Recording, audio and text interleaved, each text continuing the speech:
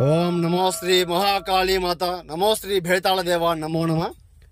అందరికీ నమస్కారాలు. శత్రువు మీద చేసే దుష్ట ప్రయోగం, చేతబడి, క్షుద్ర పూజ, శత్రు హంతం, నివారణం, సంహానం, ఏకం కంఠం, సర్వనాశనం.